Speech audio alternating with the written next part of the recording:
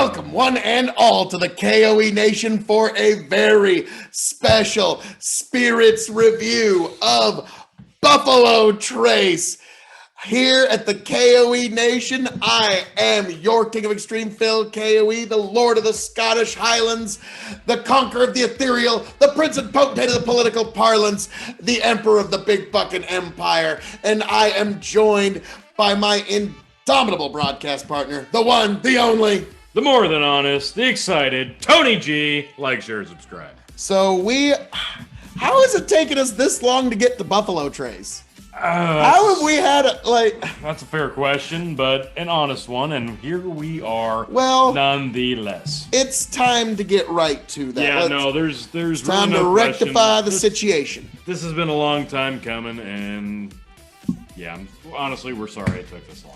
Yeah, so Buffalo Trace, the base offering from Sazerac, a very famous the world over brand, and there's times you can't even get this, and as you can see, I'm stocked up because there's times you can't get any. And I was gonna say, it looks like you're well stocked on the BT line, Phil. Yeah, I'm thinking about gifting this one, but I had to get it in on the big video. So, but yeah, I am a big fan of this whiskey. I'm a fan of a lot of the stuff from the Buffalo Trace Distillery, as are a lot of folk, it turns out. They knock it out of the park more times than not, and this is the base offering. So you really can't go wrong with it. Honestly, there's really nothing I can say bad about it from all the experiences that I have had.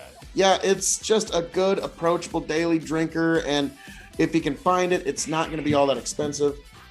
No, if you can get it at the right price. Now, let's be frank. Right now, there are people that will gouge you for it. So do not just don't fall into the thinking that this is a unicorn bottle.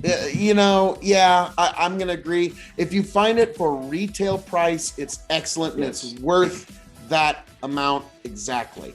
But Tony, what we are going to do is we're going to grade this whiskey. We're going to grade it on a 5-star scale.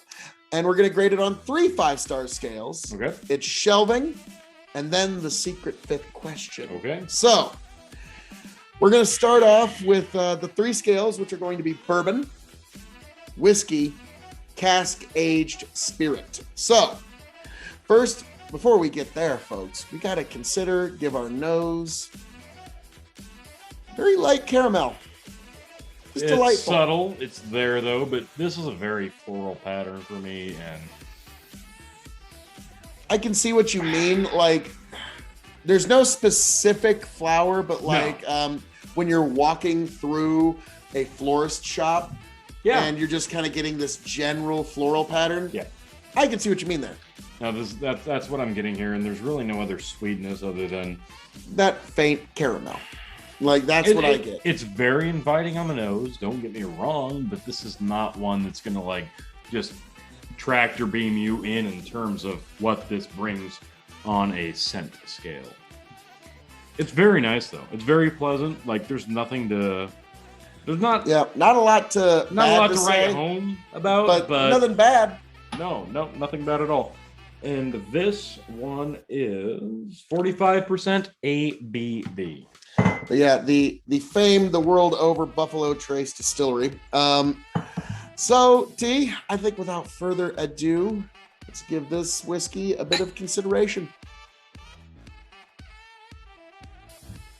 The caramel's there on the initial taste.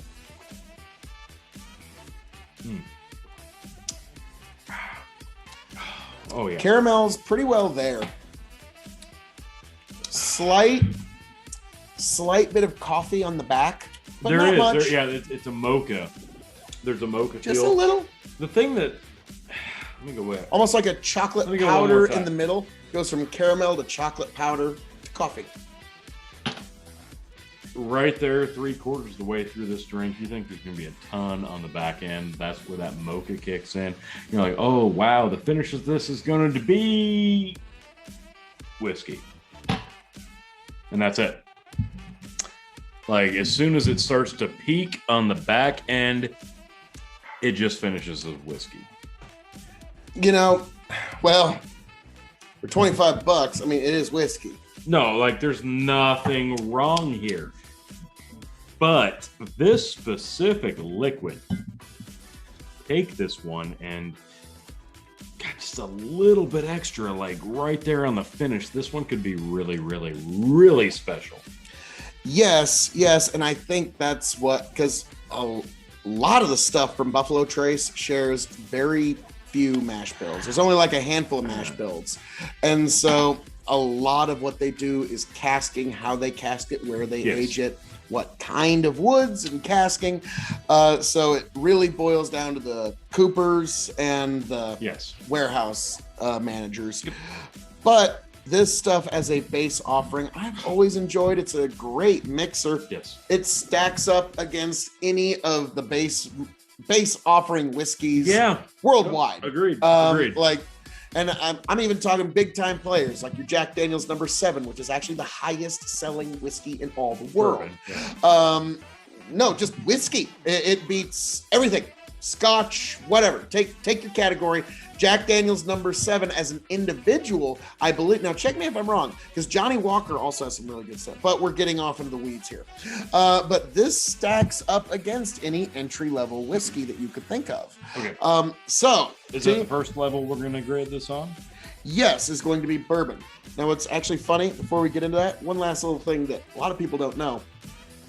Sazerac didn't used to have a Buffalo Trace whiskey for the longest time at the Buffalo Trace distillery. Yes, that's true. This is actually a fairly new expression. Like, it's been around for a few years, but like it's fairly contemporary. But people kept, once this hit shelves, people were invested. Well, people kept coming to the Buffalo Trace distillery and saying, "Where is the Buffalo Trace whiskey?" And then they said, "Well, I guess we should make one." And here we are, folks. So, Buffalo Trace. Now, T, as a bourbon on a 5-star scale, what do you give this? Honestly, like, as an introductory bourbon, this nails it out of the park for me. Like, I think this is really, really good. This is really, really approachable. It's a good ABV. It's got a good front. The finish, it's kind of sewer. It's a little lacking, but it's approachable.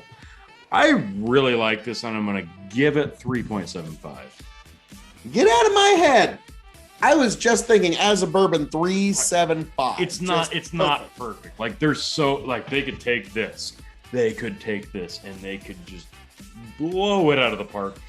And that they do with many other expressions. I was going to say, a lot of whiskey nerds are thinking, well, Tony, that's they do exactly that. Yeah, that's but this is really, really nice, and you understand why this base offering is so sought after as a base offering. If you're not gonna like this, I don't know if you're gonna like a lot of things from the Buffalo Trace distillery. I think that's a fair thing to say. I think that's true, and I think if you start with this and you work your way up, like you climb the ladder in terms of the Buffalo Trace distillery, you're going to appreciate each step even more and more and more. And this is a really nice one.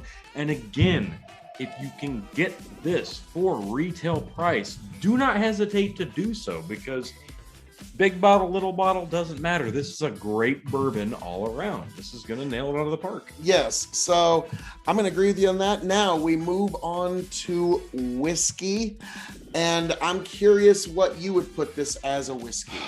Like, it's a wide world of sports. That's a tough one for me. Like, this is probably the one I rack my head around the most, because in terms of whiskey, you can go one of two ways with this. Like, you could say, for the price and for the finish, this one really leaves a lot to be desired. Or you could say, really, for the price, in terms of bourbon, as a whiskey, this one pretty much just is a home run. Like, unexpected. Walked up to the plate, didn't really announce itself, and said, yeah, you know what? Yeah, left field. Crack.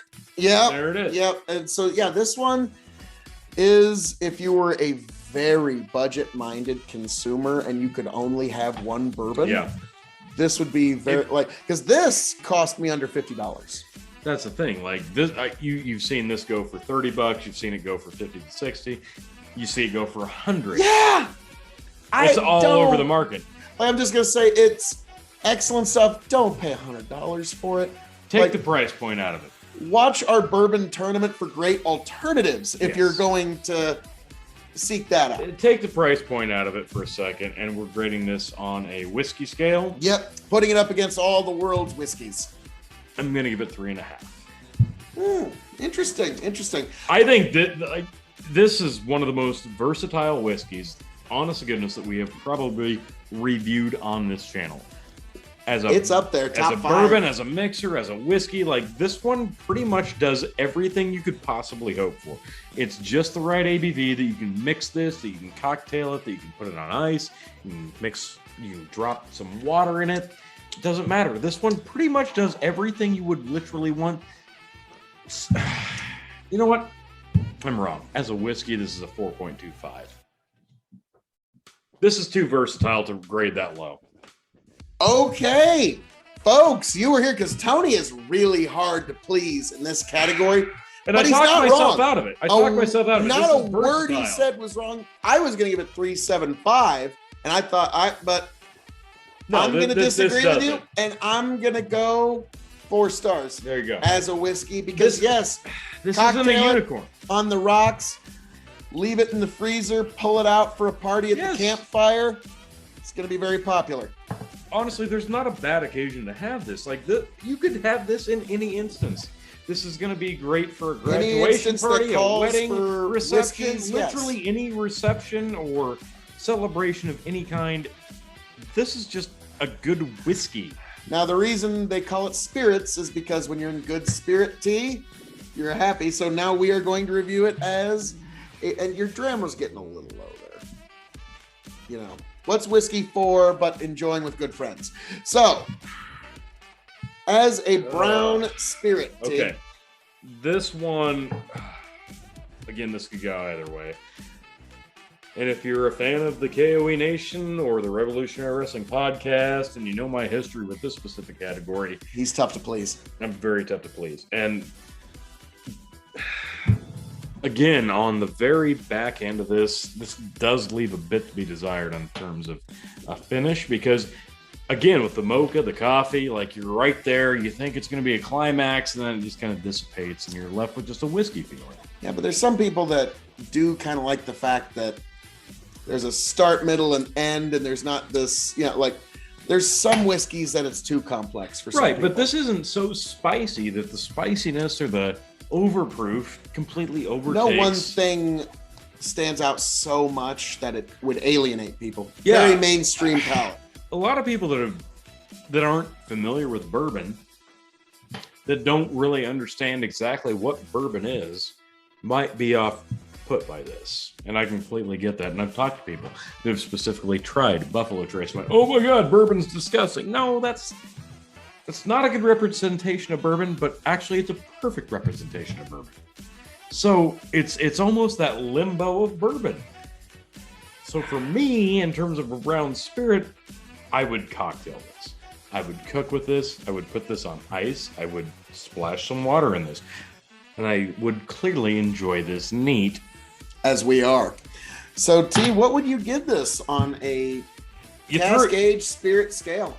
On a Cascade brown spirit scale, you're throwing me for a loop here, because I could just as easily give this a 2.75, and I could easily give this a 4.5.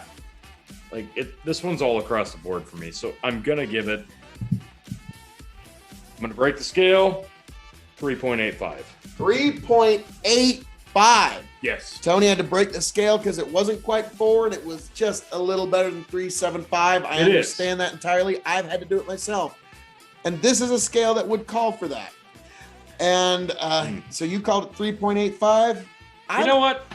3.9, because you know what? I would actually drink this over Eagle Rare. Yes, I would too. There you go. And so that's why I'm going to be more generous than you, but only just. And give this 4 stars.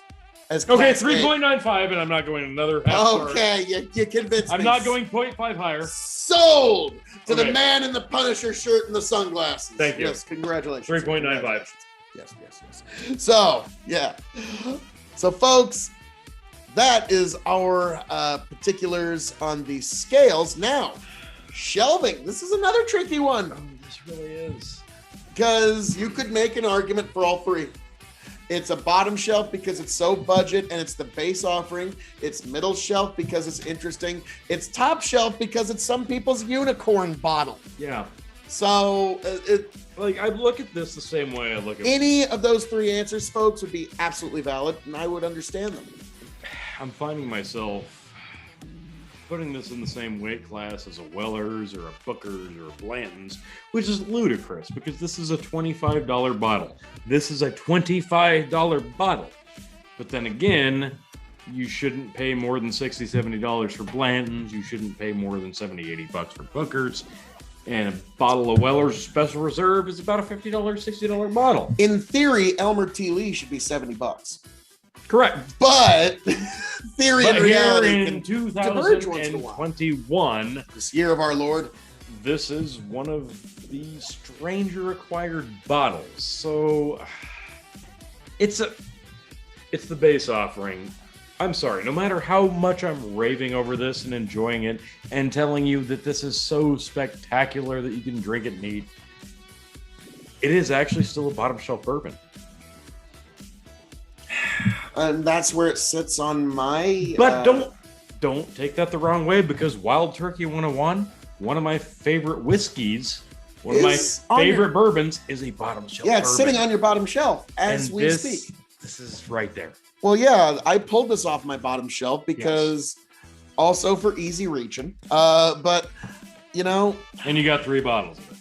Yeah, there's that too. Well, 2 after a while. But regardless, yeah, I saw this, figured I better get it. Tony's like, yeah, see, folks, that's the problem. That's what happens the minute they show up at stores, is people just pick it up. Now, the reason is, Tony, all the things you said. You can drink it neat. You can put it on the rocks. You can mix it. You can cook with it. You can put a few drops of water. You can treat it like it's a high-class drink. You can just drink it down because you're in one of those moods where you just want to feel different. It really fills pretty much any niche that whiskey would fill. So, T, the final question, the 5th question, the secret question, $27 USD. If you come across a bottle of this, will you pick it up? Yes. Yes, I will. And the only reason I'm going to even hesitate on that is because this big bastard right here. There is that. Now, Tony, for me, it would have been, when this bottle runs empty, would you pick up another one? Well, you got it. What do you know? There you go. Yes, this is one of those whiskeys I make sure to keep on hand, because here's the thing. You can have a nice, classy night with it, or if a friend comes over in a tale of woe, needing to speak of life and truth, the two of you can go through a whole bottle of this in a night, or you're just gonna and you're not going to break the bank doing it. You just have a sad, I want to feel different and feel bad for myself night, if that's your thing. There's plenty of people out there that's their thing. There's actually a lot of people that's their thing. But this is right there in terms of price. Right there. But so, folks, T, anything you'd like to say to the people? No, this is, again, please, don't overpay, but don't underappreciate this one. Yeah. Don't overpay, but also don't sleep on it. Underindulge. It's definitely one that's worth indulging in. But folks, as I'm known to say around here, all that being said, thank you for joining us for our review of Buffalo Trace here at the K.O.E. Nation. I am the devilishly handsome outlaw himself, your king of extreme, Phil K.O.E., the lord of the Scottish Highlands, the prince and potentate of the political parlance, the conqueror of the ethereal, one damn handsome man, if I do say so myself. And you can find me at K.O.E. Nation on YouTube and Twitch, and you can find this guy at Tony the Rod on TikTok. You can find both of us at Revolutionary Wrestling Podcast and Big Fucking Empire. But folks, thank you for joining us. Thank you for being here. Raise a glass to yourselves, and I'm hoping to find all of you back here at the K.O.E. Nation, happy, healthy, much the wiser. Tony, take it away. Thanks for stopping by, and thank you, Buffalo Trace. Cheers.